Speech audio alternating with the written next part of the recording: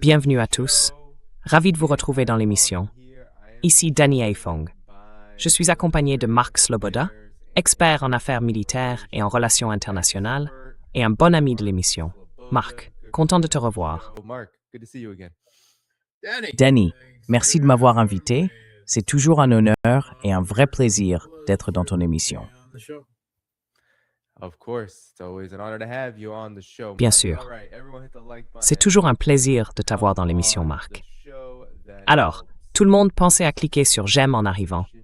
Ça aide vraiment à faire remonter la discussion dans l'algorithme de YouTube, et c'est très apprécié. Bon, commençons, Mark, avec ceci. Les frappes de la nuit dernière.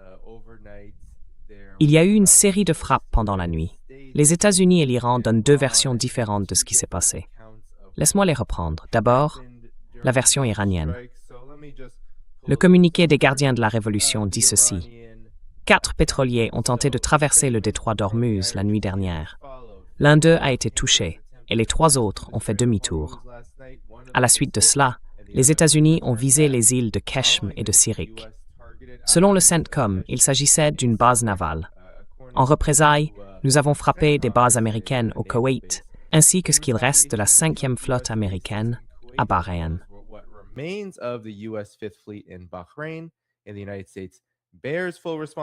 Et les États-Unis portent l'entière responsabilité si nous fermons complètement le détroit d'Ormuz. Donc il y a cette menace persistante, récurrente, de la part de l'Iran, de fermer totalement le détroit d'Ormuz. Une menace répétée plusieurs fois, rien que le mois dernier. Voici la version du CENTCOM. Ils ont même publié tout un article sur X à ce sujet. Selon le CENTCOM, ils ont intercepté les missiles et les drones lancés par l'Iran. D'après eux, l'Iran a tiré des missiles en direction du Koweït et de Bahreïn. Quelques heures après que le CENTCOM a abattu 4 drones d'attaque iraniens à usage unique, lancés vers le détroit d'Ormuz. Ces drones représentaient une menace immédiate pour le trafic maritime régional. Les forces américaines ont ensuite frappé des sites de radars côtiers iraniens à Garouk et sur l'île de Keshm afin de se défendre contre d'éventuelles attaques maritimes supplémentaires.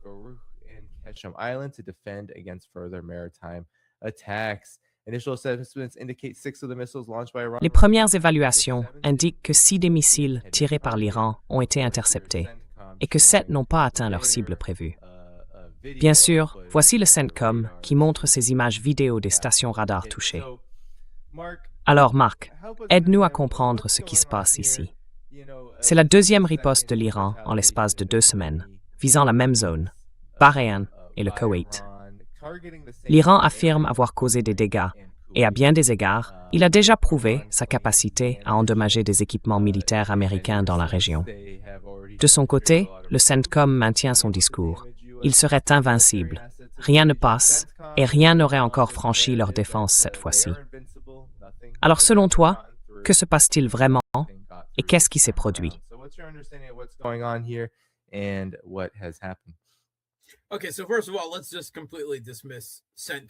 Bon, alors d'abord, il faut complètement écarter les affirmations du CENTCOM. Franchement, ils mentent ouvertement.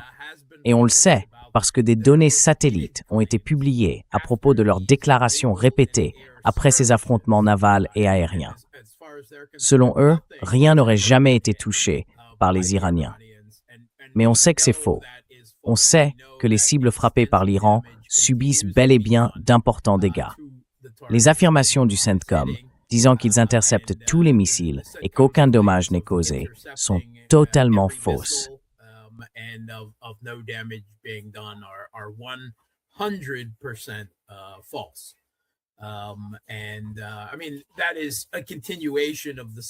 Et en fait, c'est la suite du même type de récit qu'on nous servait déjà de la part des États-Unis, pendant que le conflit faisait rage, pendant 2 mois entiers. Et ce n'est qu'après coup, quand le déni n'était plus tenable, que les États-Unis ont fini par reconnaître, à contre-cœur, l'ampleur des dégâts subis par leur base, ainsi que par les infrastructures et les installations de leurs vassaux du Golfe. Tout ça, petit à petit, à travers des aveux ternes, publiés dans les grands médias occidentaux. Donc pour comprendre ce qui se passe ici depuis quelques semaines, il faut voir qu'on assiste à une série d'escarmouches répétées. où les États-Unis tentent soit d'attaquer, soit d'intercepter des navires à destination ou en provenance des ports iraniens, dans le but de faire respecter leur contre-blocus des ports de l'Iran.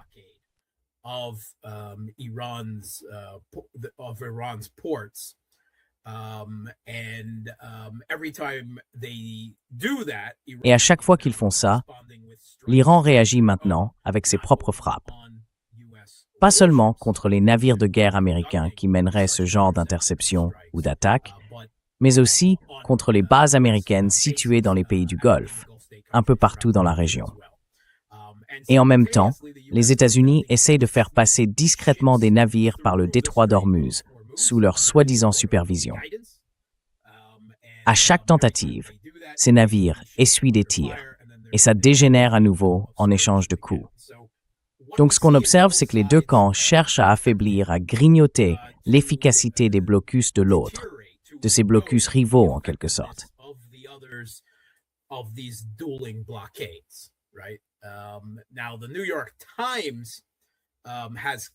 Alors, le New York Times a affirmé que les États-Unis avaient réussi, c'était il y a environ une semaine, à faire passer discrètement quelques 70 navires par le détroit d'Ormuz, en longeant surtout la côte omanaise de nuit, avec les signaux éteints. Ce n'est pas complètement invraisemblable, mais je n'ai entendu aucune confirmation venant d'une source non américaine, d'un acteur indépendant du trafic pétrolier ou de qui que ce soit d'autre, indiquant que c'est bien ce qui s'est passé. Donc je reste plutôt sceptique. Je vais classer ça dans la catégorie du peut-être, mais disons encore au stade de l'intention, d'accord? C'est ce qu'ils aimeraient voir se produire. Et le dernier scénario, c'était exactement ça. Les États-Unis ont tenté de faire passer discrètement quelques navires par le détroit d'Ormuz. L'Iran est intervenu pour attaquer ces navires. Les États-Unis ont riposté. Ils ont riposté, et puis il y a eu une pause. Enfin bref.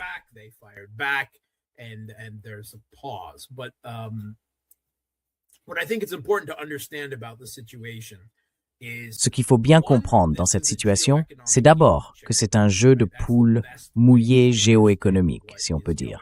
C'est vraiment la meilleure façon de voir les choses. L'Iran conduit la voiture de son économie.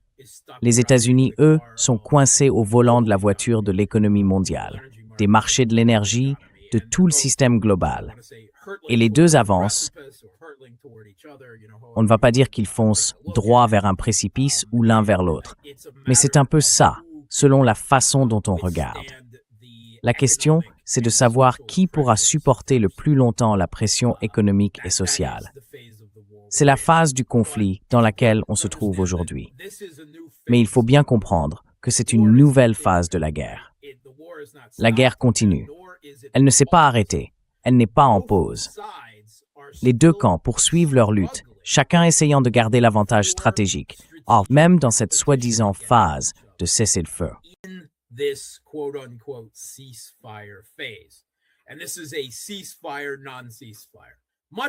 Et là, on a un cessez-le-feu qui n'en est pas vraiment un peu comme ce qu'on voit avec Israël dans ses attaques contre Gaza et le Liban. En fait, je vois ça directement comme une stratégie inspirée d'Israël.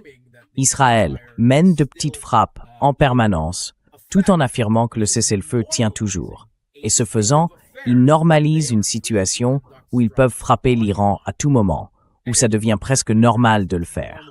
C'est quelque chose qu'Israël a très bien su faire, encore une fois, au Liban et contre les Palestiniens. Donc, les États-Unis essayent d'affaiblir progressivement la position de l'Iran dans cette phase du conflit. Ils essayent en quelque sorte d'arracher une victoire des griffes de la défaite après la phase de guerre directe qui s'est terminée. Et l'Iran prend de plus en plus conscience de ce qu'on pourrait appeler ce piège du cessez-le-feu dans lequel il se trouve. Il s'en inquiète parce qu'il y a en fait deux dynamiques différentes qui se déroulent en même temps.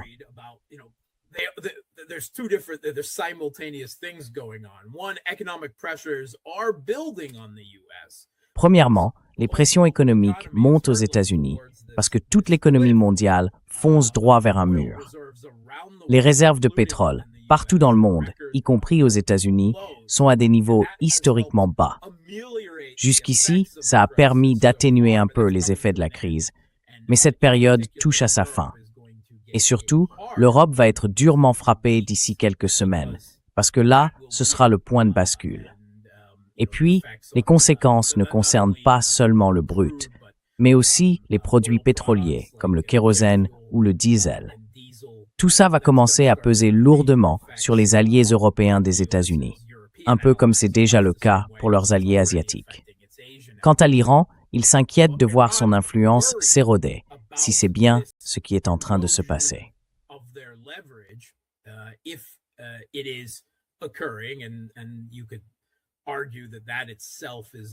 On peut dire que ça aussi, c'est une construction narrative. Ils ont changé leur manière de réagir face aux États-Unis. Avant, c'était assez prévisible. Les États-Unis faisaient quelque chose. Ils attaquaient ou tentaient de faire passer quelque chose discrètement. L'Iran répondait, les États-Unis répliquaient, et ainsi de suite. Et dans l'ensemble, c'était plutôt symétrique, au moins proportionné.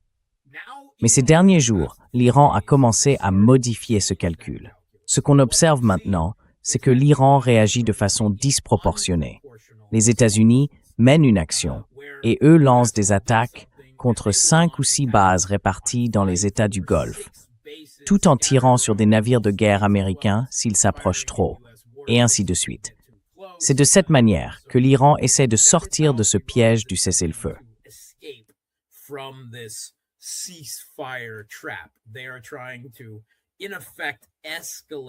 En fait, ils essayent de s'en sortir en montant d'un cran à chaque fois. Et si cette stratégie commence à les inquiéter, je pense qu'on verra qu'ils iront encore plus loin.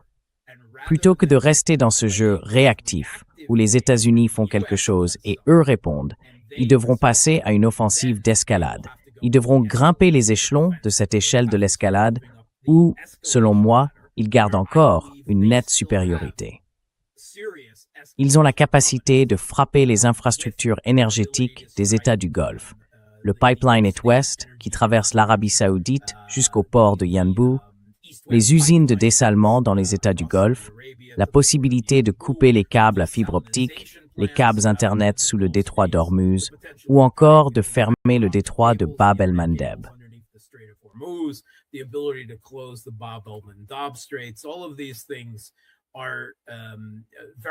Toutes ces mesures sont des étapes d'escalade très puissantes, même si elles sont asymétriques.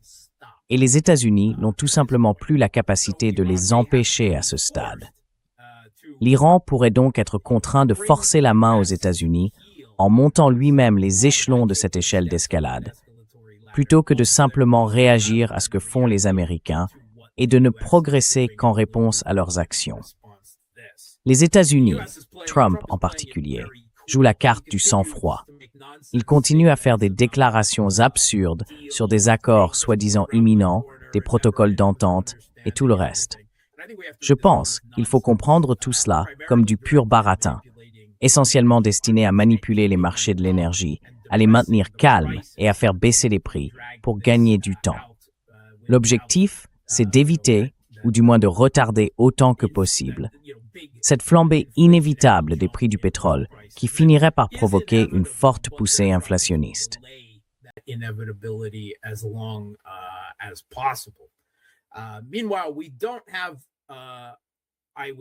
En attendant, on n'a pas, je dirais, une compréhension claire de la situation sur le terrain en Iran. D'après certains rapports, l'inflation y aurait grimpé de 80% et ça va forcément créer des tensions sociales.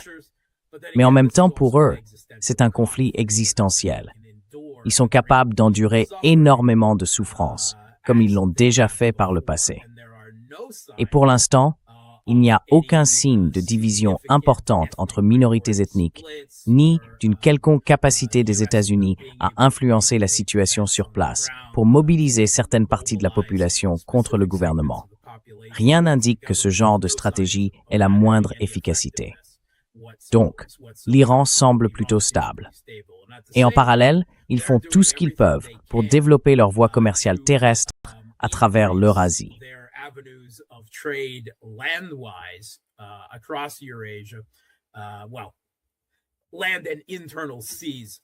Eh bien, par voie terrestre et maritime intérieure, disons, puisqu'ils utilisent la route nord-sud avec la Russie à travers la mer Caspienne. Et ça, c'est quelque chose que les États-Unis et Israël ne peuvent pas vraiment atteindre facilement. Mais il y a aussi des informations selon lesquelles ils auraient commencé à exporter du pétrole, même si c'est évidemment à une capacité bien réduite, par chemin de fer vers le Pakistan et aussi directement vers la Chine. Et bien sûr, beaucoup d'autres échanges se font de cette manière. Le Pakistan, d'ailleurs, se montre assez coopératif avec l'Iran sur le plan commercial, en ouvrant de nombreux corridors terrestres et en essayant de tirer parti de la situation pour attirer davantage d'activités économiques vers ses propres ports, en remplacement des ports iraniens dans ce contexte.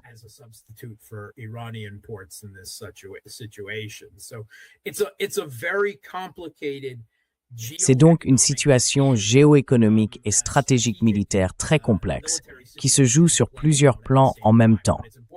Mais il faut bien comprendre que même si en Iran, l'intensité des combats est moindre, les enjeux géopolitiques sont tout aussi élevés, voire plus encore. Et Trump a d'ailleurs fait quelques déclarations assez franches entre deux publications complètement délirantes sur les réseaux sociaux. Ce qui pousse à se demander à quel point tout ça est calculé, même dans leur folie apparente. Mais il a eu un moment de sincérité devant la presse en reconnaissant que les frappes iraniennes, quoi que le CENTCOM puisse dire sur une prétendue légitime défense, sont en réalité une réponse, une riposte à ce que font les États-Unis.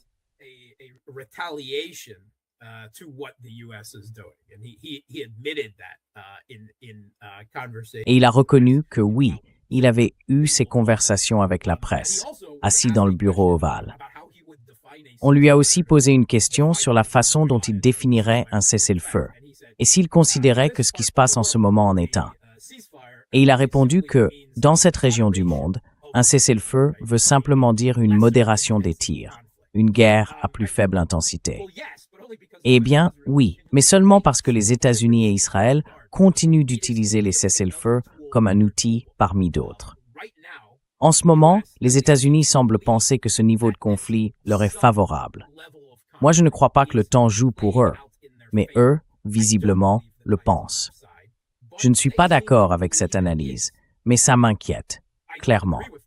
Et je suis sûr que cela inquiète aussi la direction politique et militaire iranienne. C'est d'ailleurs pour ça, à mon avis, qu'ils essayent de bousculer les règles du jeu avec ces nouvelles réponses disproportionnées.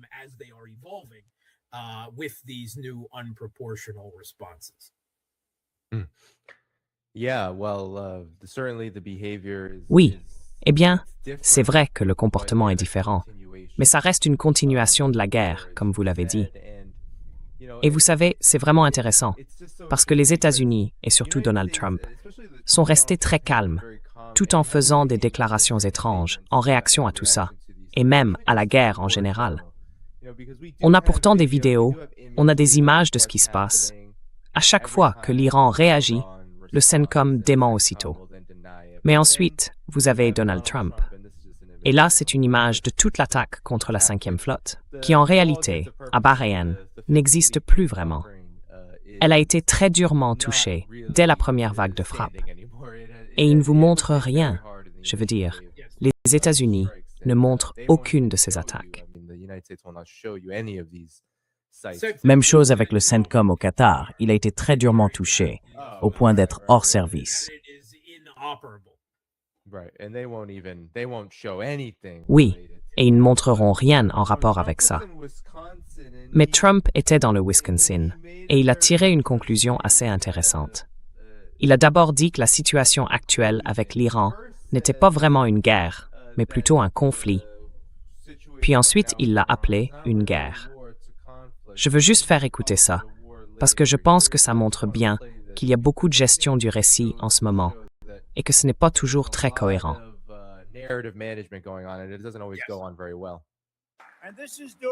Et tout ça, c'est en pleine période de conflit militaire. Je l'appelle comme ça, parce qu'en réalité, ce n'est pas vraiment une guerre. On va aller assez vite, parce que je dois retourner me battre dans la guerre en Iran.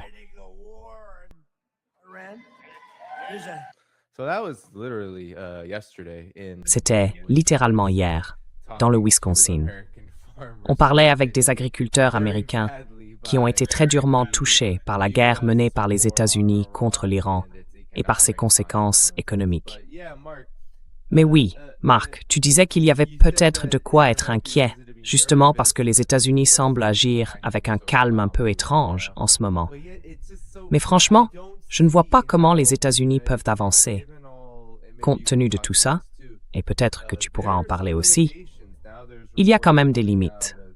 On entend maintenant des rapports disant que même les drones MQ-9 Reaper commencent à manquer. Tout semble en pénurie à cause de cette guerre. Alors comment les États-Unis peuvent-ils aller de l'avant, sachant qu'ils semblent vouloir mener une sorte de guerre contre l'Iran pour un avenir prévisible?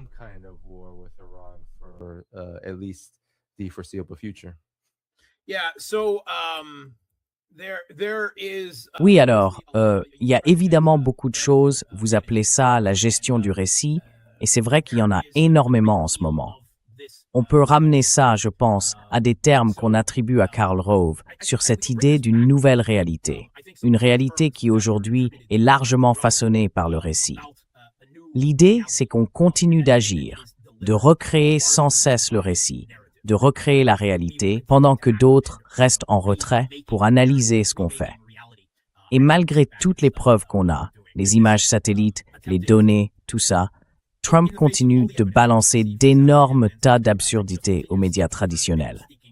Et même quand ces médias produisent des reportages plus factuels, ils montrent en réalité que c'est l'inverse qui est vrai, avec l'ampleur des dégâts, les interceptions et tout le reste.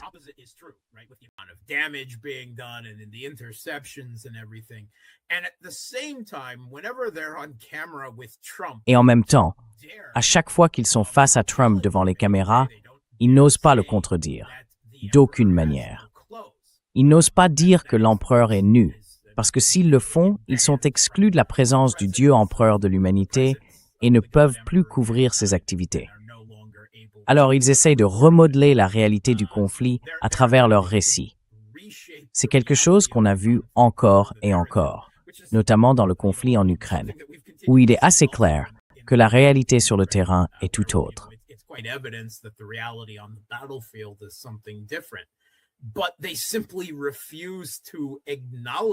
Mais ils refusent tout simplement de reconnaître cette réalité, et ils essaient de l'éroder petit à petit en construisant leur propre récit diplomatique. On peut se demander si c'est juste une manière d'ignorer la réalité, ou si c'est une stratégie très habile pour se sortir de situations difficiles fondées sur les faits. Mais tu as raison, les États-Unis ont énormément de limites à gérer. La plus urgente, évidemment, c'est la crise énergétique.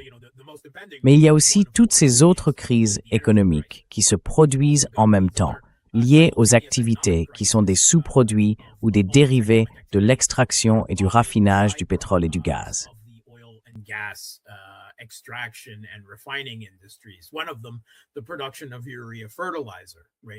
L'une des causes, c'est la production d'engrais à base d'urée. C'est l'une des raisons pour lesquelles cette crise ne touche pas seulement les agriculteurs américains. Bien sûr, les agriculteurs aux États-Unis sont durement touchés, mais ceux du reste du monde le sont encore plus. Les prix des engrais explosent parce qu'une part importante de la production est, vous savez, bloquée dans le détroit d'Ormuz. Et ça va avoir de très graves conséquences pour le Sud global, pour les régions les plus vulnérables du monde en développement. Il va y avoir de la faim, de la malnutrition dans certains de ces pays fragiles du Sud. Et je pense qu'il faut qu'on en prenne pleinement conscience.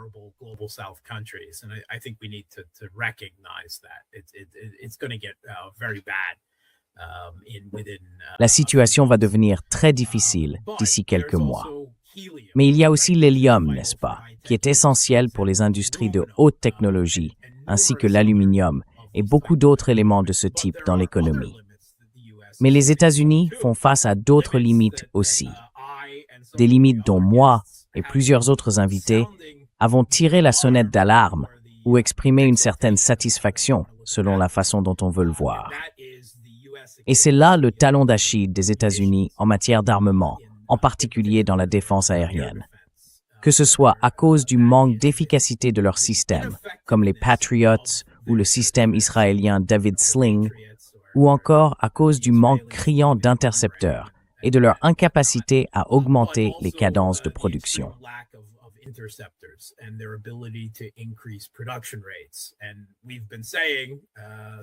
Et ça fait longtemps que certains d'entre nous le disent.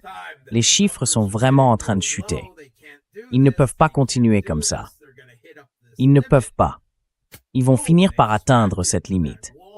Et voilà, boum, ils se sont heurtés à ce mur. Maintenant, c'est une vraie limite géopolitique à ce qu'ils peuvent faire ou non. Et je pense qu'ils hésitent beaucoup à relancer un conflit à grande échelle parce qu'il est devenu évident qu'ils ne peuvent pas défendre Israël. Ils ne peuvent pas non plus protéger les États du Golfe contre les missiles balistiques de l'Iran et de plus en plus, même contre leurs drones dans cette situation. Mais le problème ne vient pas seulement de leurs munitions défensives, il concerne aussi leurs munitions offensives.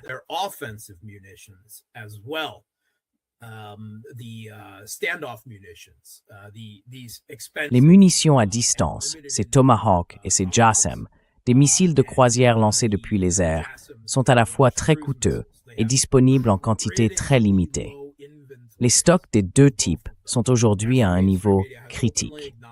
Même les grands médias occidentaux reconnaissent ouvertement que les réserves sont si basses qu'il faudra des années aux États-Unis, peut-être jusqu'à une décennie, pour simplement revenir au niveau déjà très faible d'avant le déclenchement de cette guerre contre l'Iran.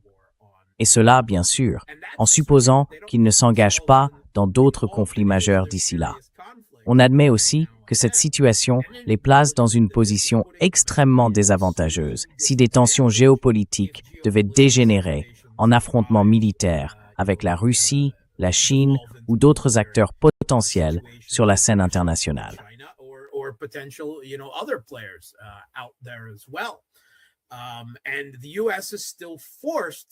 Les États-Unis sont toujours obligés d'utiliser des munitions à distance parce que, malgré ce que Trump peut affirmer sur ses réseaux sociaux, la défense aérienne iranienne existe encore et de manière très significative.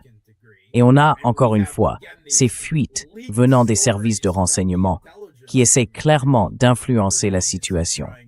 Je pense que certaines de ces fuites viennent de différentes factions au sein de l'État profond américain, au sein du renseignement et de ce qu'on appelle le blob.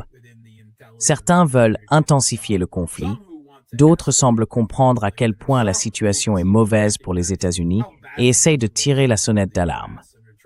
Il faut toujours garder à l'esprit que l'État profond américain, le blob, cette bureaucratie permanente, n'est pas un bloc uniforme.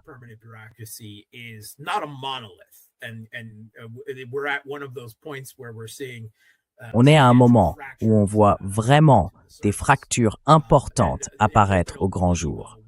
Et ils ont clairement averti que les innovations iraniennes en matière de défense aérienne leur permettent de suivre les avions furtifs américains grâce à une combinaison d'imagerie thermique et de caméras réparties un peu partout dans le pays. Toutes ces données sont ensuite regroupées par une intelligence artificielle. Ce n'est peut-être pas aussi efficace, sur le moment, qu'un radar actif. Mais d'un autre côté, ça rend leur capacité de détection invisible pour les États-Unis, non? Du coup, leur système de défense aérienne ne risque pas d'être détruit dès qu'ils activent un radar. Et on a entendu ouvertement que le Pentagone en a peur. C'est pour ça qu'il ne... Enfin, malgré tout le baratin de Trump, c'est bien la réalité. All Trump's nonsense to the contrary, for the vast majority of that phase of... Pendant la grande majorité de ces 2 mois de conflit ouvert, les États-Unis et Israël sont restés en dehors de l'espace aérien iranien. La plupart du temps, ils ont dû tirer des munitions à distance depuis l'espace aérien irakien, depuis le golfe d'Oman ou d'autres zones, partout où ils le pouvaient, parce qu'ils avaient peur d'entrer. Et tout à la fin de ces 2 mois de guerre intense, on a vu cet épisode, franchement assez grotesque, qui semblait tourner autour d'une tentative américaine de mener une opération des forces spéciales pour s'emparer de la poussière nucléaire. Oui, la poussière nucléaire. Autour d'Ispahan. Et là, on a vu des avions américains tomber, parce qu'ils ont essayé d'entrer dans l'espace aérien iranien à ce moment-là, et ils l'ont payé très cher. Ensuite, ils sont passés très vite à une nouvelle phase, parce qu'ils venaient de se prendre un coup dur.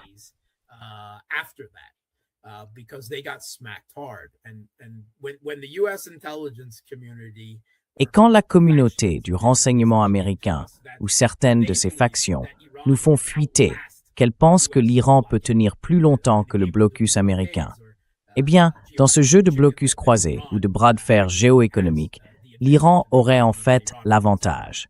Ils estiment que l'Iran tiendrait le coup et ils alertent aussi sur les niveaux extrêmement bas de leurs munitions, ainsi que sur l'efficacité des innovations iraniennes en matière de défense aérienne, telles qu'on les a vues pendant ce conflit.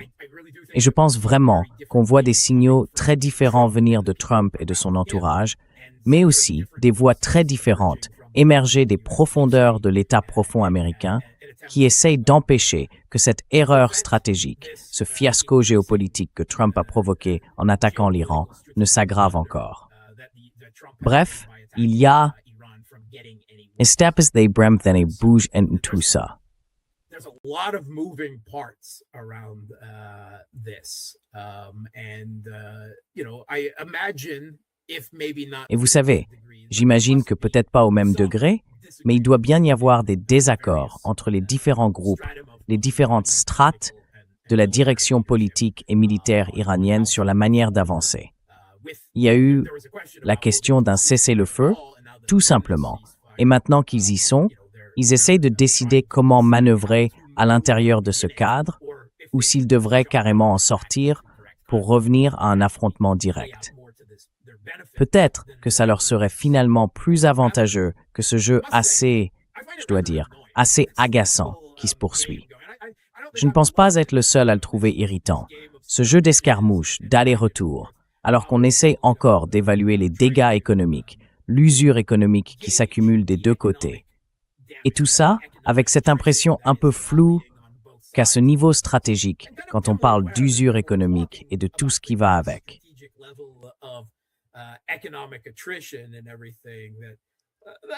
Ça va finir par toucher nos portefeuilles d'une façon ou d'une autre, non? Même ceux d'entre nous qui, disons, agitent fièrement les drapeaux de l'Iran et du Hezbollah dans toute cette affaire.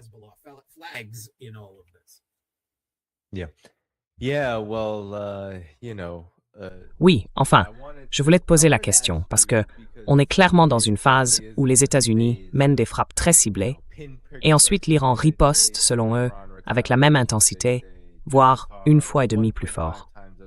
Et on a vraiment l'impression que ça pourrait durer longtemps, surtout quand on voit que les États-Unis n'ont pas beaucoup d'autres options, à part frapper plus fort.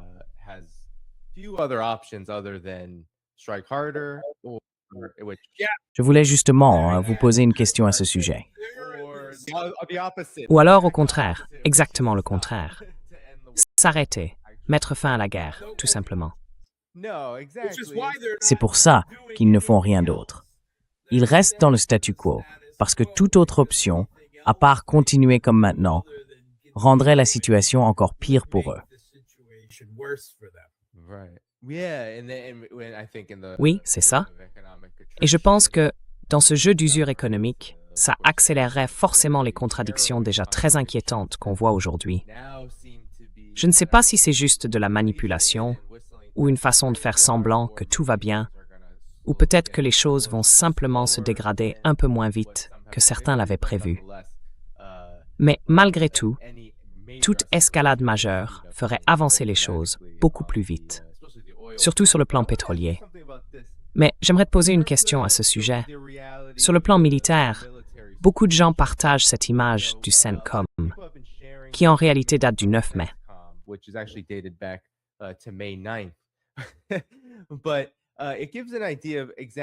Mais ça donne une idée assez claire de ce qui se passe et de la façon dont ces frappes ponctuelles peuvent avoir lieu.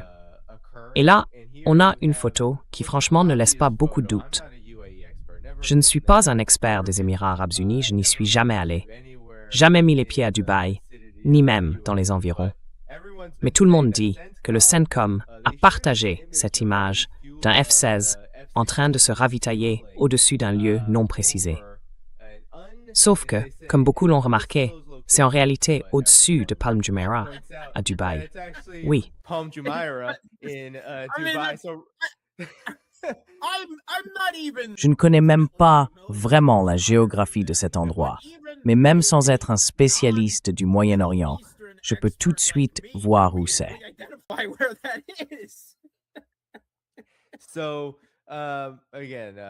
Donc, encore une fois, c'est, je suppose, le CENTCOM de Pete Hegseth.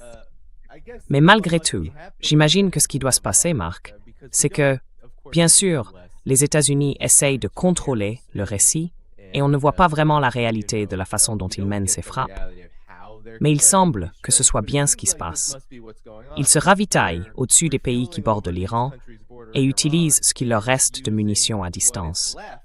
Est-ce que tu penses qu'ils les emploient maintenant presque de manière d'usure parce qu'ils sont limités?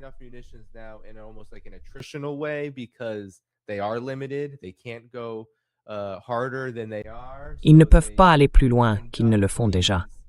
Donc ils mènent ces frappes limitées, peut-être tous les jours, ou un jour sur deux, parfois une fois par semaine, parce qu'ils ne peuvent pas tirer davantage.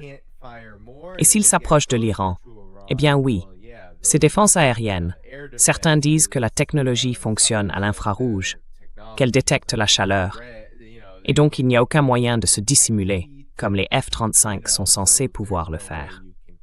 Alors, c'est ça que vous pensez qu'il se passe ici? C'est que les États-Unis mènent ces frappes de cette façon. Ils restent à distance, quelque part dans ces zones, ils se ravitaillent et ils tirent, c'est bien ça? Parce que, enfin, les Émirats arabes unis sont quand même assez proches de l'Iran, en apparence.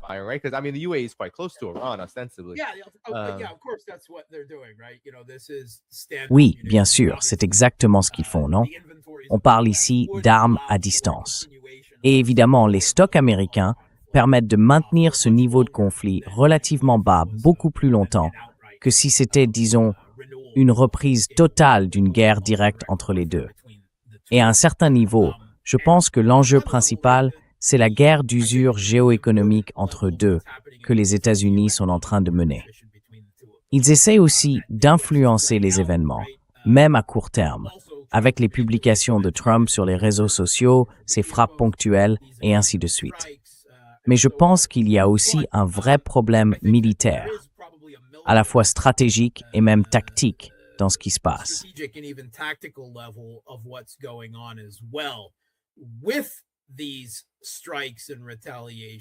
Avec ces frappes et ces représailles, les États-Unis essayent de sonder la défense aérienne iranienne au-dessus du détroit d'Ormuz. En ce moment, tout est concentré, ultra concentré même, sur cette zone précise.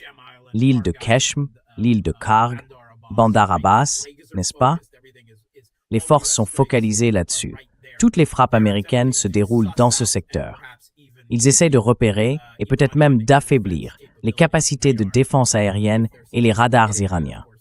Si leurs frappes atteignent leur cible, évidemment, c'est une partie essentielle de la stratégie. Au cas où, tu vois, l'ordre viendrait de Trump, du genre « tant pis, on y retourne, on bombarde sérieusement ». Il cherche à se positionner pour tirer parti de ces escarmouches, pour repérer l'ennemi, l'identifier et l'affaiblir si possible.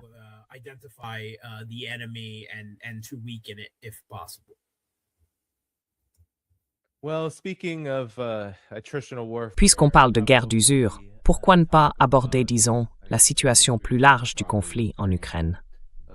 Mais plus précisément, la Russie vient tout juste de tenir le Forum économique de Saint-Pétersbourg. Il me semble qu'il vient de se terminer, si je ne me trompe pas, et je voulais revenir sur ce qui s'est passé ces dernières 24 heures. La Russie affirme que des centaines de drones ukrainiens ont été abattus au moment même où le Forum économique touchait à sa fin. Le ministère de la Défense a indiqué que ces drones avaient été détruits au-dessus de 16 zones et régions, notamment Saint-Pétersbourg, la Crimée, ainsi que les mers d'Azov et Noire.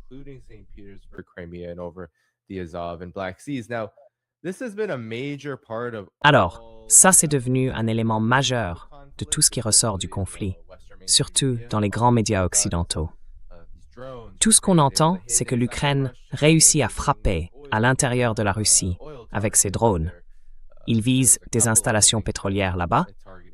Il y a même eu, je crois, quelques tentatives ciblées contre le Forum économique, celui de Saint-Pétersbourg.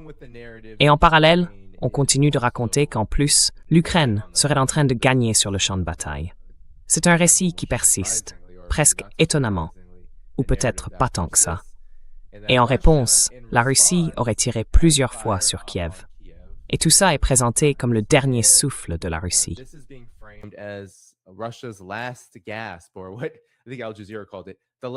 Ou quoi? Je crois qu'Al Jazeera a appelé ça le dernier. Ou c'était le New York Times. Le dernier argument que la Russie peut encore avancer dans cette guerre. Elle ne peut plus rien faire d'autre.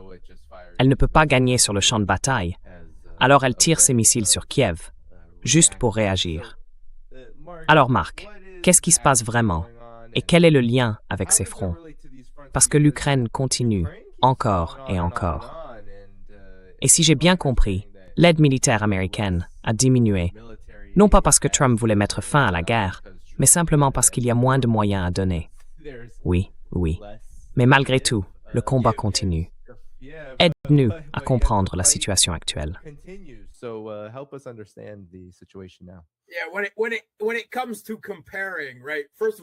Quand on veut comparer, il faut d'abord reconnaître que la guerre d'usure est bel et bien de retour comme forme principale de conflit, après plusieurs décennies d'absence. Et si on parle de guerre d'usure, on peut évoquer la guerre à distance et la guerre économique d'usure que mènent les États-Unis et Israël contre l'Iran.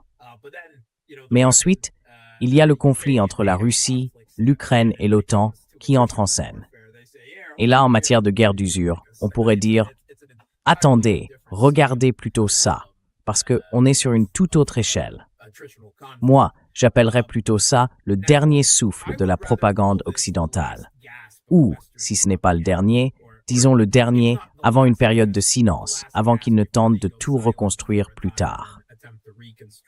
Sur le champ de bataille, la situation est très mauvaise pour le régime de Kiev et les grands médias occidentaux refusent d'en reconnaître quoi que ce soit.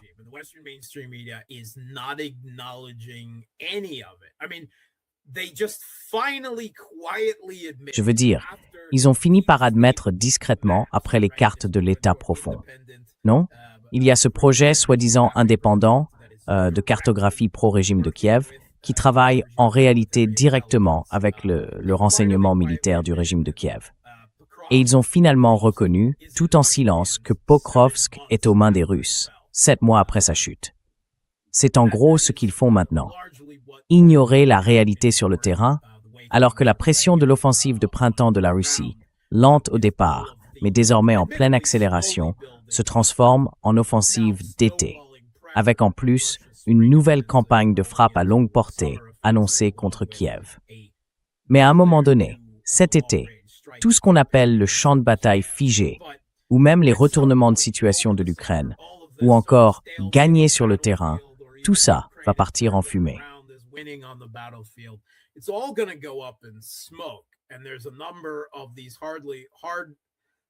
Il y a plusieurs de ces points de tension âprement disputés, en particulier Konstantinovka, qui marque l'extrémité de la dernière ligne défensive du régime de Kiev dans l'ouest du Donbass. C'est une zone urbaine très dense, un ensemble qui regroupe Slaviansk, Kramatorsk, on pourrait même dire Droujivka et Konstantinovka. La Russie se bat à Konstantinovka et sur ses flancs depuis environ 6 mois maintenant. Mais là, on commence vraiment à en voir les effets. Et vous n'êtes pas obligé de me croire sur parole. Les commandants du régime de Kiev, tout comme les commentateurs sur les réseaux sociaux, lancent des avertissements alarmants sur ce qui se passe à Konstantinovka, sur l'effondrement des défenses là-bas. Et même s'ils essayent de minimiser la situation, ou simplement de l'ignorer et de ne pas en parler du tout, c'est une évolution très importante sur le champ de bataille.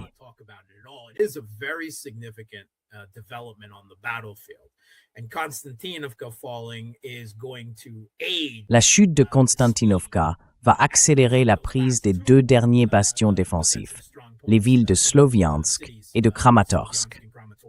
Il faut dire que la Russie est déjà dans la banlieue de ces 2 villes et qu'elle avance chaque jour, prenant 1 ou 2 villages de plus, se rapprochant un peu plus chaque semaine. Et la même chose se passe à Zaporizhia, où le régime de Kiev prétendait avoir remporté toutes sortes de succès imaginaires dans l'ouest de la région. En réalité, tout ce qu'ils ont réussi à faire, c'est ralentir l'avancée russe à cet endroit-là. Mais cela s'est fait au prix d'un effondrement total de leur défense dans l'est de Zaporizhia, faute de suffisamment d'hommes.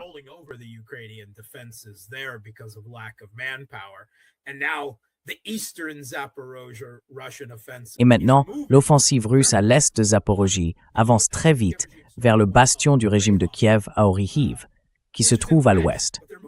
Mais ils y avancent depuis l'est tellement leur progression est rapide, si on parle en termes relatifs à ce conflit. Et en même temps, la Russie continue de prendre, chaque semaine, un village ici, un autre là, sur le front nord du conflit, dans les régions de Sumy et de Kharkiv aussi. Alors, Poutine a fait des commentaires pendant le Forum économique international de Saint-Pétersbourg en disant, en gros, que les pertes de la Russie, que ce soit sur le champ de bataille ou sur le plan économique, sont largement exagérées, n'est-ce pas?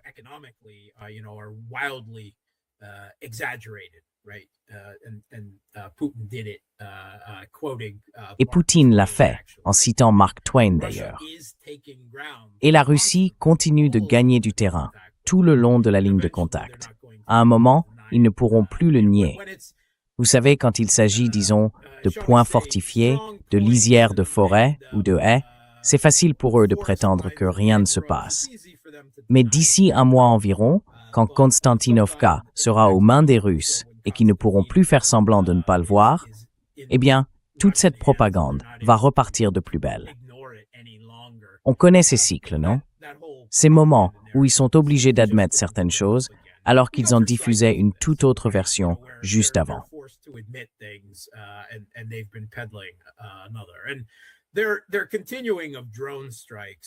Et ils continuent les frappes de drones.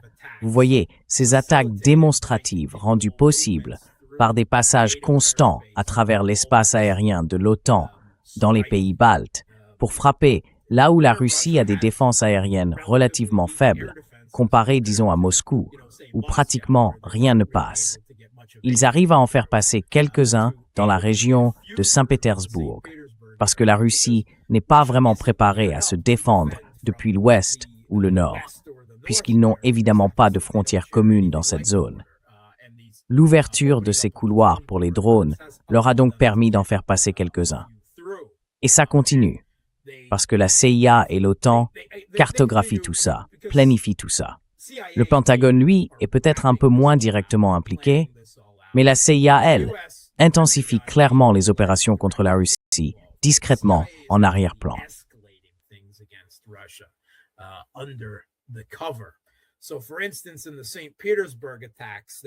Par exemple, lors des attaques à Saint-Pétersbourg, ils ont en fait visé pour être sûrs d'obtenir quelque chose de visible et de créer cette belle colonne de fumée pour les réseaux sociaux et les caméras de télévision, un réservoir de stockage. Et franchement, c'est pas une grande perte. C'est une cible facile. Ça ne cause pas vraiment de dégâts économiques et encore moins stratégiques. Ces attaques, c'est à 85% de la communication, non? C'est encore une fois le même type de gestion du récit. Sauf que là, beaucoup de choses se jouent à travers ces frappes de longue portée, un peu désespérées. Les missiles rasent la mer au-dessus du golfe de Finlande, contournent par le nord pour frapper les installations pétrolières près de Saint-Pétersbourg et à Kronstadt, l'île navale juste à côté. Parce que l'OTAN a repéré, grâce à ses avions de reconnaissance, où il pouvait y avoir une fenêtre d'opportunité. Et est-ce que ces attaques sur Saint-Pétersbourg ont causé des dégâts? Non.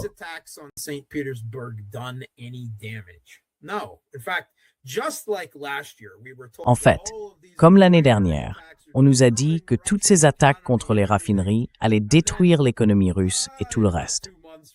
Et puis, au bout de 2 mois environ, Reuters a reconnu qu'en réalité, il n'y avait pas eu de dégâts significatifs. Les exportations de pétrole russe n'avaient baissé que d'environ 3%, et ils ont largement compensé cette baisse grâce à la hausse du prix du pétrole qu'ils vendaient. Parce que c'est une ressource limitée. Quand on en met moins sur le marché, les prix montent et ils continuent à faire des profits, même avec des volumes plus faibles. Et c'est encore plus vrai aujourd'hui, avec l'effet cumulé de la crise mondiale. Donc, toutes ces frappes contre les raffineries de la région de Saint-Pétersbourg, ces dernières semaines, y compris ces attaques dites démonstratives, ces attaques d'humiliation. Eh bien, si l'humiliation suffisait à gagner des guerres sur le champ de bataille en Ukraine, le régime et l'OTAN seraient déjà rendus jusqu'à l'Oural.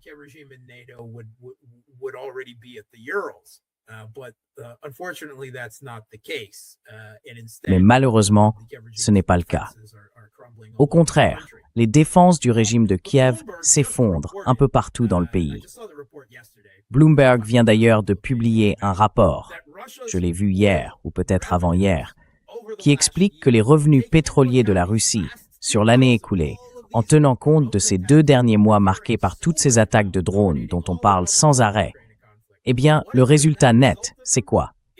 C'est que les revenus pétroliers de la Russie ont augmenté de 32% sur un an. Voilà. Le Wall Street Journal a reconnu il y a un peu plus d'une semaine que le régime de Kiev frappe les infrastructures énergétiques russes, notamment le pétrole, mais qu'il peine à affaiblir l'économie russe. Et nous y revoilà. L'économie russe, surtout dans le domaine de l'énergie sous toutes ses formes, reste un véritable mastodonte.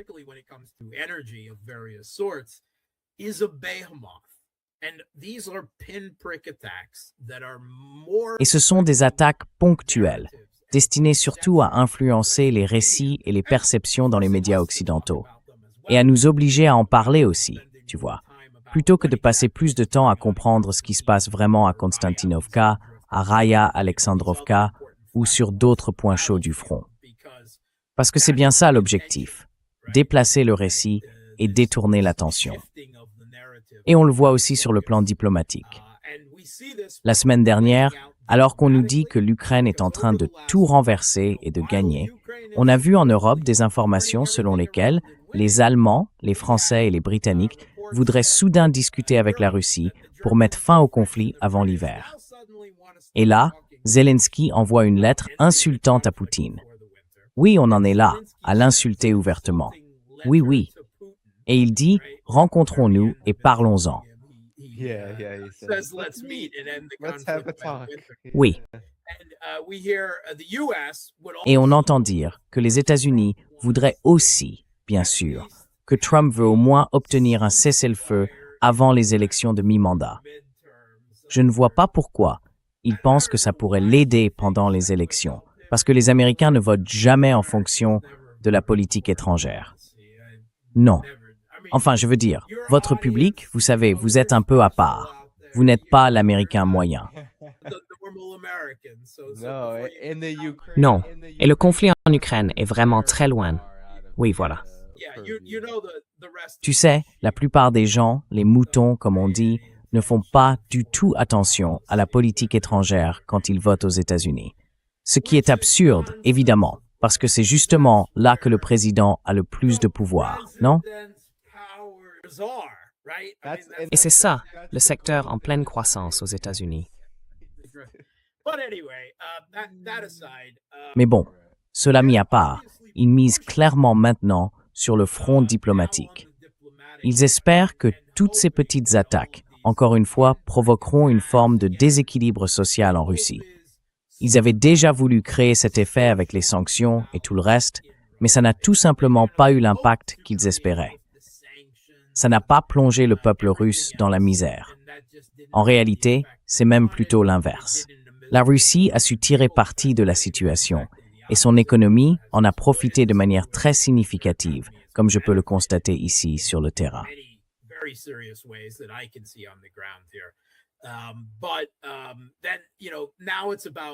Mais maintenant, tu vois, il s'agit de ces attaques terroristes contre des bus, des dortoirs de filles dans les universités et tout le reste.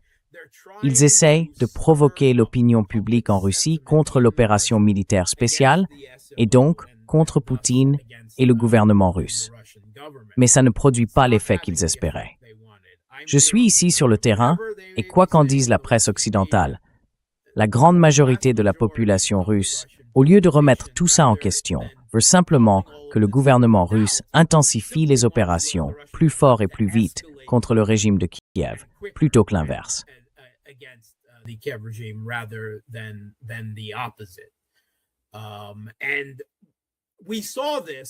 Et on a bien vu ça dans les réponses de Poutine pendant le Forum économique international de Saint-Pétersbourg. Il a tout simplement balayé tout ça d'un revers de main.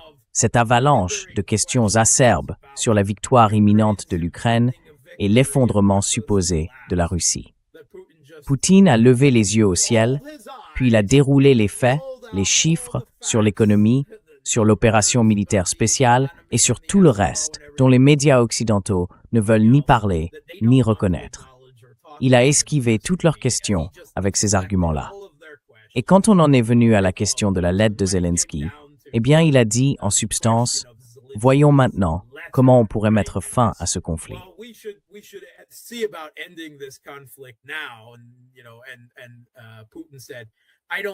Et, vous savez, Poutine a dit, « Je ne vois pas pourquoi on aurait besoin de se rencontrer, non ?»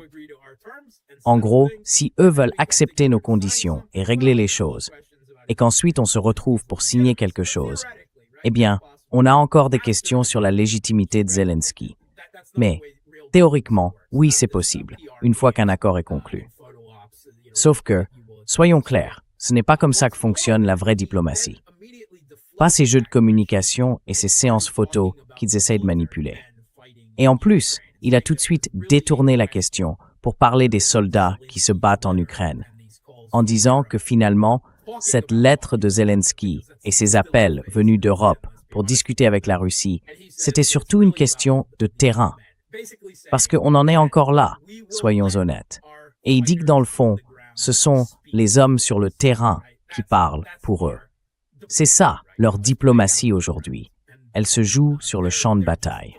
Et tout ça, c'est aussi une manière de détourner le récit, cette machine occidentale qui essaye de fabriquer une réalité. Les deux situations sont évidemment très différentes dans la façon dont les guerres sont menées, mais que ce soit dans le conflit en Ukraine ou dans la guerre américano-israélienne contre l'Iran, il y a cette puissante machine de propagande narrative que la Russie et l'Iran doivent à certains moments repousser, ignorer et surtout empêcher qu'elle n'infecte l'espace mémétique de leur propre population.